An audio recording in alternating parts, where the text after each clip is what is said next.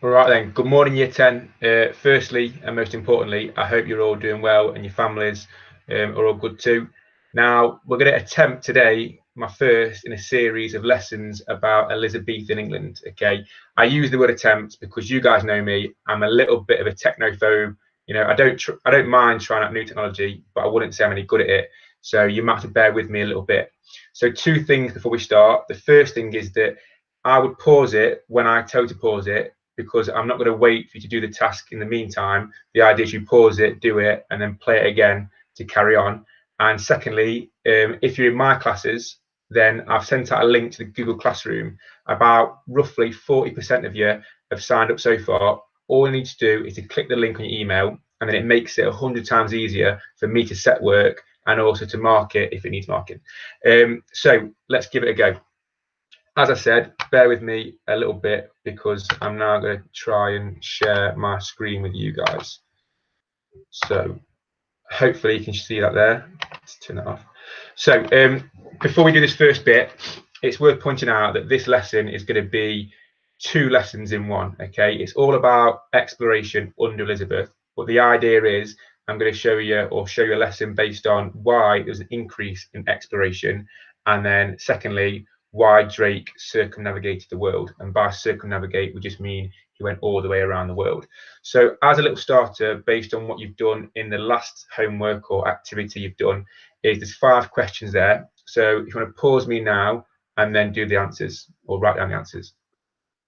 So the answers here. Why did food prices increase? So the main reason was the increase in population. Now, given the fact that the climate and the weather meant that there was poor harvests around this time, it meant that there was more mouths to feed and not enough food to feed them.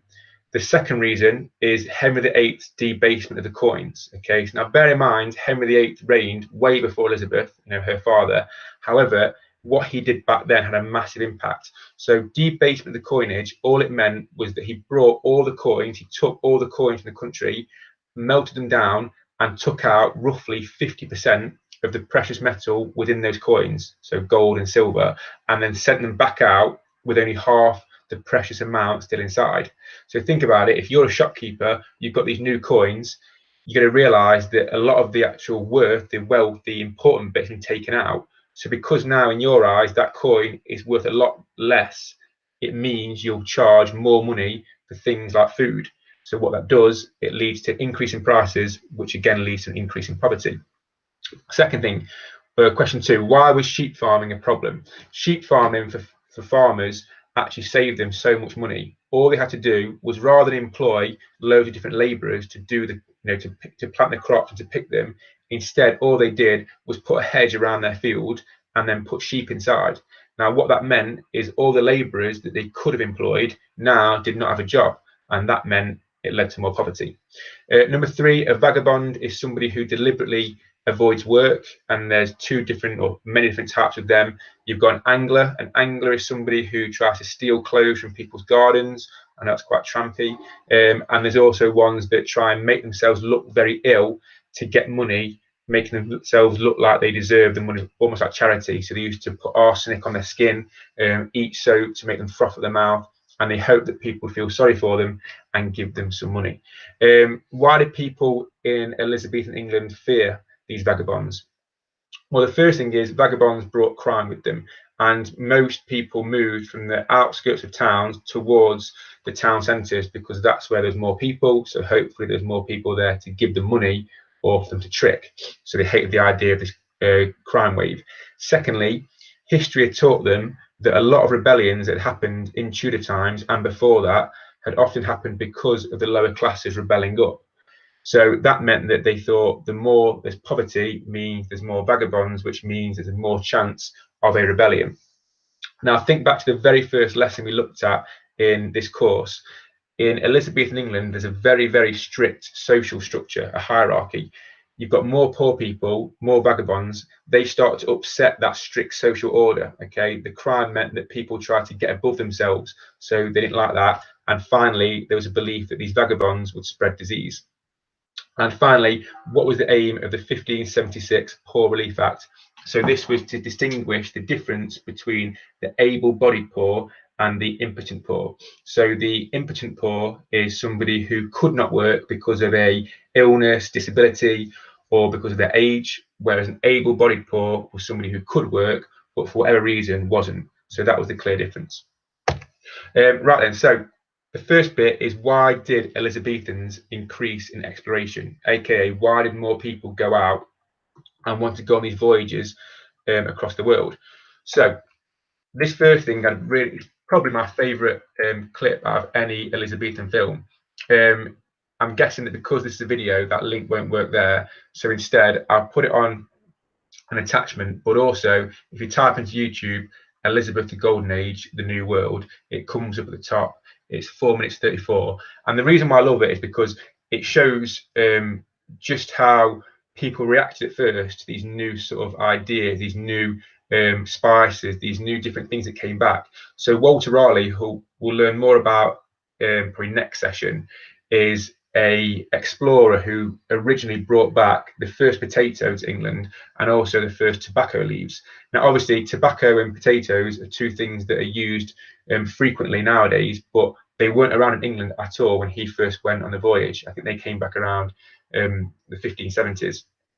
And the clip shows Elizabeth sort of horrified at what the potato was, because they had no idea how to cook it or what to do with it. So it just shows you just how these new things were treated by the people back in England. So why did all these people suddenly want to go out and explore? There was an absolute obsession with what's called the Northwest Passage. Okay, now this was a passage that went east and they thought would eventually lead to China and India. Basically, they wanted to find a quicker way of getting to China and India to export and import all the different things from there. So that obsession meant that thousands and thousands of people from all over the world attempted to find that route, and it led to, again, thousands dying trying to find it. Because bear in mind, to get, you know, a few, let's say, to travel 300-400 miles back then was not like it is today. It meant you had to have plenty of supplies. It meant that you had to have protection. It meant that you had to have the right crew. You know, the technology was not what it is now. So it's not as simple as, you know, a few days out at sea. It can take months and months and months. Now, that Northwest Passage wasn't actually found till I think 1865 or 1863. And even though nobody in the Tudor times or Elizabethan times found that route, trying to find it meant that they found different parts of America. So it's still important, but this helps explain why so many people went out and put so much money towards exploration. So before Elizabeth, it had been absolutely dominated by Spain and Portugal. Spain and Portugal had set up tons of trade routes, conquered lands all over different continents, and set up all sorts of empires. So Elizabeth wanted her piece of the pie, so to speak. Now, during Elizabeth, there are loads and loads of voyages. Okay, don't just think there's the 2 or 3 main ones that we talk about today and next session. There are lots and lots of voyages, but for your course, the 2 most important are Francis Drake and the Circumnavigation, which we'll look at today, and Walter Raleigh and his trips to a place called Roanoke to try and set up a colony in North America. Now, Walter Raleigh is a little bit of absolutely useless information, which I find quite interesting. If you're in my class, you would have heard about there's 2 or 3 men that Elizabeth there was rumours that they had a bit of a thing going on, and Walter Raleigh was certainly one of them. Now, there's a famous story you've probably heard of or might have heard of where Walter Raleigh takes off his over jacket or his cape. I say cape, he's not Batman, but he takes off like his over jacket and puts over a puddle for Elizabeth to walk over to show, you know, that that's the sort of charming man he was. Now, historians debate whether that was true or not, but what was definitely true is there was certainly some sort of love tension between them. And if you think back to the Francis Throckmorton plot, so we're talking now 1583. Now, Francis Throckmorton, his cousin was Bess Throckmorton. Now, Bess Throckmorton was probably the best friend of Elizabeth and one of her handservants. Now, Walter Raleigh ends up marrying Bess Throckmorton in the early 1590s. Okay, so after our course ends, Elizabeth goes in some sort of jealous rage and ends up putting Raleigh in prison because he'd married one of her closest friends and handmaiden, even though she made it clear that her and Raleigh could never marry. So it just goes to show that even with all the the jewels and wealth and being a queen does not mean you don't have to get jealous. Now, the glossary there, I'm not going to run through all of them, but there's 2 or 3 I want to pick out. The first one is the New World. Okay, you've heard this before. The New World just meant North and South America. New World because it was a newly discovered land. Second thing is a galleon. A galleon is a new type of ship that was designed for military and transport purposes. And finally, circumnavigate. To circumnavigate just means to go all the way around something. So I'm going to explain 2 of these. Okay, there's basically 8 reasons as to why Elizabethans explore more. Okay, so I'm going to explain 2 and then give you your first task. So the first thing links in with what you did for the last homework. The cloth and wool industry had been hit hard by the war with Spain, or the conflict with Spain in the build up to it. So this is where the 2 or 3 parts of the course start to overlap.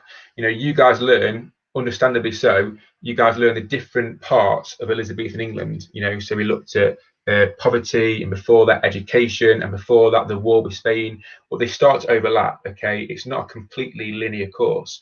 So what you have to understand is, because of the war with Spain, it meant that we had to look elsewhere for different industries and different things to buy and then to sell for profit. Okay, because Spain controls so many licenses, it meant that we couldn't get access to sell what we made a lot of. We knew that people like countries like Spain had made loads of money from the silver mines and gold mines down in Peru.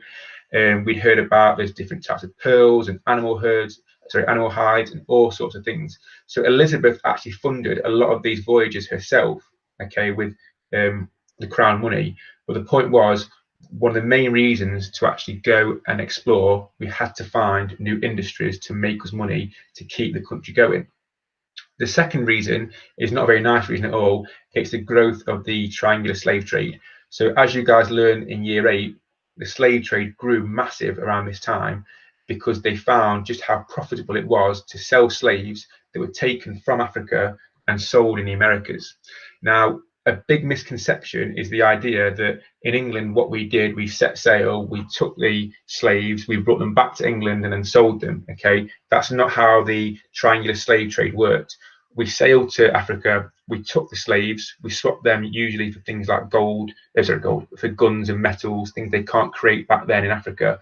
We then sailed across to America, and then we sold the slaves there for money in what was called a slave auction. Now, with that money, we didn't bring that money back. We kept the money there, and we bought things that we could not get in England, such as sugar. And then we brought the sugar back and then sold that for massive, massive profits. So basically, a lot of England's wealth around this time was made from the exploitation of slaves, because we were buying or exchanging slaves to buy things that we could no longer create or couldn't create in England to make money. So, and the final reason is the new technology. Now, at this point, I'm going to explain that I've explained 2 out of the 8 reasons. You don't have to know every single all of the 8 reasons in loads and loads of detail. Okay, it's good to, but what you want to focus on is knowing about 4 of the reasons in a lot of detail, and then the other 4 reasons, you know, just knowing enough to get by. The reason is if you think about the sort of question that could come from this, it might be something like, explain why there was an increase in exploration under Elizabeth between these years. And for that sort of question, you'll just need to pick 3 and go into quite a bit of detail. So be smart about your revision. Just pick 4 or 5 in a lot of detail, and the rest just know enough to get by. So let me explain the first activity. So don't pause it just yet. I want to explain a bit more about it first. So either on a Word document or another document, or in your book or a piece of paper, wherever it might be, I want you to write in the middle of the page, exploration. Okay, and then around that, you've got 6 of the main reasons as to why there was an increase in exploration. Now, there are a couple more, but we're going to focus on these 6 for now. Now, give yourself quite a bit of space around those 6 reasons. Okay, now I'm going to show you what I kind of want from it. So if you see there where it says ship design, okay, so on your page, you'll go from exploration to like ship design and then galleon. Okay, so when in your reading, you'll read about something called a galleon. A galleon was a new type of boat. Now, that's one reason for exploration, but I want to go into more detail as to specifically why the galleon allowed for more people to explore. So there's three reasons here. The first reason is that the galleon had a longer deck, and the deck went across the whole boat. The more deck you have, it means the more cannons you have. The more cannons you have means that A, you can protect yourself against people trying to get your cargo that you've taken or bought. And secondly, more importantly, you can use those cannons to attack Spanish ships and take their gold and whatever else. The second thing is there was an increased use in a combination of triangular and square sails. So what that meant was that it was easier to maneuver and also made journeys a lot faster. Now I think if it's safer and easier to maneuver, that's going to make more people want to give it a go. The more people give it a go, it's an increase in exploration. And finally, these galleons were much larger and more stable boats. They could carry a lot more cargo on board. More cargo equals more profit, and that led to an increase in exploration. And if you go back a slide here, you'll see as an extension, can you categorize each thing you talk about into either the economy, politics, or technology? And the galleon was all about the new technology. So I've just written technology just there. So that is one example of one part of why exploration increased. So that's why you can see you've got to have quite a bit of space around to fit in everything you want to that you're going to read about. Now there's two ways of doing this. Okay, so your next question is going to be, where do I get the information to do that? Well, what I would like all my classes to do is to use the textbook pages that I'm going to attach to the document. Now, they are 2 pages, as you see here. That's 4 pages in the textbook. But bear in mind, it's a lot of detail, but there are pictures there. It won't take you too long to read it. So it's from page 84 to page 87, and everything you need, everything is on there that allows you to answer that. However, if you can't access that, or you want it shortened down, then I'll also attach this PowerPoint. So this sums up each one into a nice easy page and allows you to use that information there. Okay, so it's completely up to you which one you use, but I would prefer my classes to use a textbook to do that. So if you want to pause that now, that'd be fantastic, and then we'll move on to activity number 2. So the second part of the lesson is about why did Drake circumnavigate the globe? Now this question is a little bit misleading because Francis Drake, who hopefully you guys will remember from the Spanish Armada, in particular the raid on Cadiz, he didn't mean to circumnavigate the world. Okay, he went out to get revenge and to make him and England rich. However, the journey he took and the fact that he was actually chased at one point by different natives in other countries meant he actually went around the world when he didn't mean to. So a bit of background for you there. The journey itself actually took 3 years, and again, it was never meant to take 3 years. When he returns, you've got to bear in mind that in that time we've had the Armada, and there's been all sorts of different things have gone on with England. So he comes back and he has no idea whether Elizabeth's alive still or not, but he comes back with, we think, okay, there's lots of estimates, we think in today's money, £500 million worth of cargo and gold and coins. So this 3 years, obviously took a long time, but to bring back the modern equivalent of £500 million is ridiculous. Students should not panic if they hear in different textbooks or different revision guides 400,000 or 350,000. This happens every single year. Different textbooks have used different historians who have made the amount a certain value based on what they've read. So don't worry, you won't get marked down as long as it's somewhere around the £500 million mark.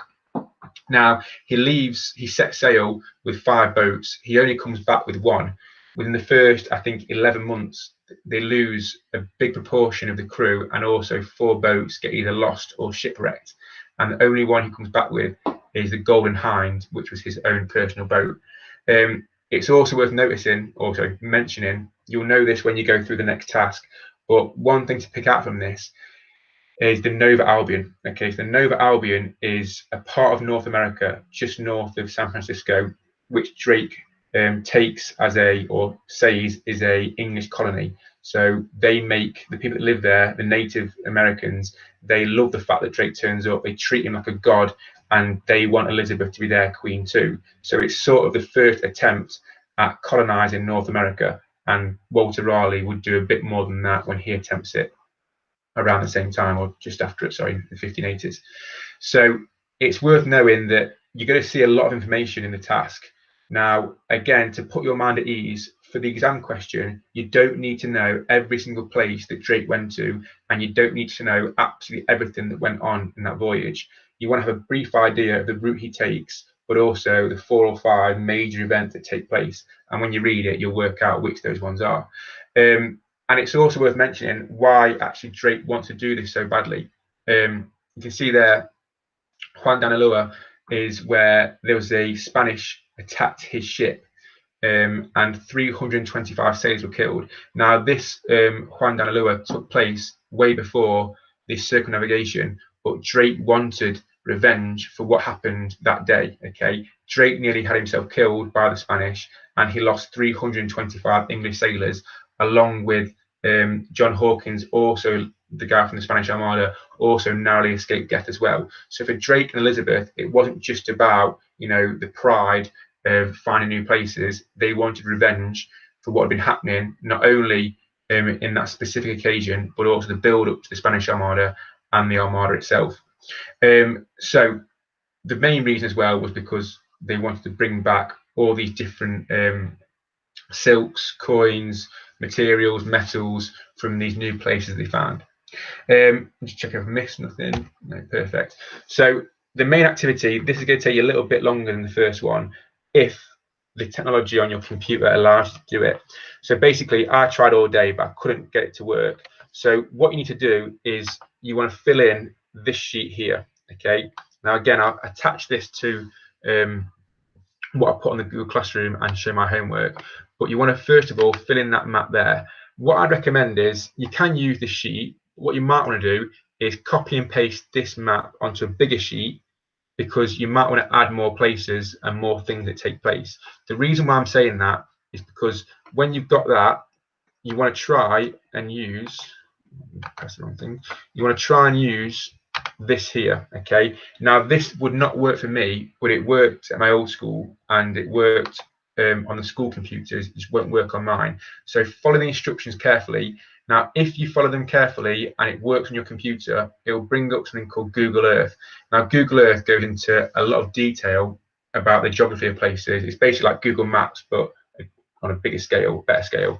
And somebody has painstakingly gone through and picked out all the places that Drake visited on the circumnavigation. And not only that, each place he visits, that person who created it has also written down what happened while they were there. So you get a really good feeling and idea of what it was like for Drake and the crew when they went to those places. So if you can do that, you know, it'll take you about half an hour or so to read through it, but it's well worth it because it is something a bit different and very interesting. And so you plot what you found on Google Earth there on the map, and below that you've got 2 more questions. So what do you think were the 3 most dangerous points of the journey, and what was the biggest distance covered by Drake over a 3-month period? So if Google works for you and that Google Earth comes up, then fantastic. If you're like me and you can't get it to work for whatever reason, then I will also attach this. This is all the information of the major places and time periods that Drake visits on or during his circumnavigation. So again, you can use that to complete that sheet there. Now again, that should take you probably about half an hour or so, maybe a bit longer the more detail you do. But remember, like I said, don't worry about knowing absolutely everything about every part of the journey. Focus on instead the major talking points of that journey. So where people died, or where they found gold, or where they attacked the Spanish ships, and then that will help you out massively for the exam. Right then, so I think that's everything. If I forgot something, and I apologise, but for now, guys, take care. Any questions, please ask, and I'll speak to you soon.